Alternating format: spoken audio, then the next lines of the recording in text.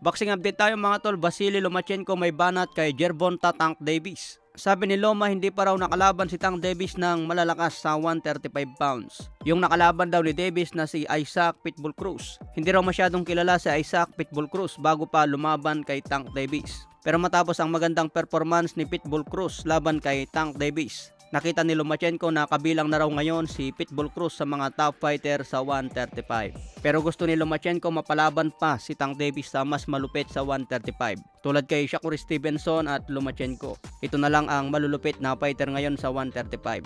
May edad na 36 si Lomachenko at may kartadang 17 wins 11 KOs, may 3 talo. Nakuha niya ang talo laban kay Orlando Salido via split decision. Pangalawa kay Teofimo Lopez via unanimous. Pangatlo kay Devin Haney via unanimous. May darating na laban si Lomachenko ngayong May 12 kontra George Kambosos Jr. Gaganapin ang laban sa Australia at nakataya dito ang IBF lightweight belt. So abangan po natin ang laban ni Loma kontra George Kambosos. Marami ang nagsasabi noon na kontrobersyal ang laban ni Loma kontra Devin Haney. Dapat talo daw si Devin Haney, pero mas pinaboran ng hurado ang pinakita ni Haney. Matapos matalo si Lomachenko, humingi ito ng rematch pero hindi na pinagbigyan ni Devin Haney. So abangan natin kung papalag si Tank Davis kay Lomachenko at Stevenson. Magandang laban nga po yan sa 135 pounds. Samantala, promoter ng Golden Boy Promotion na si Oscar De La Hoya at si Bob Arum ng Top Rank, gusto nila ikasa ang laban ni William Cepeda versus Shakur Stevenson.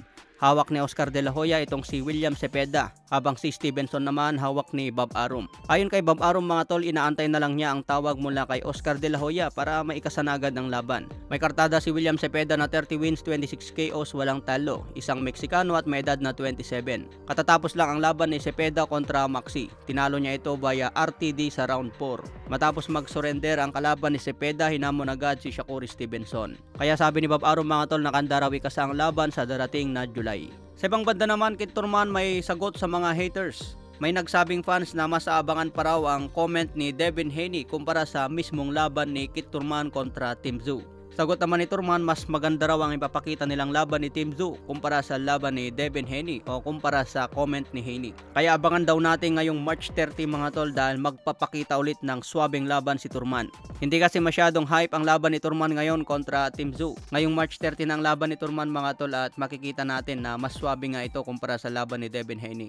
Malupit na kalaban si Tim Tszyu kaya kailangan pagandaan ito ni Turman. Main event naman ang laban ni Pitbull Isaac Cruz versus Rolly Romero. Ayon nga kay Oscar De La Hoya, knockout daw ang abutin ni Romero kay Pitbull Isaac Cruz. This is response to the haters. Shout out my haters.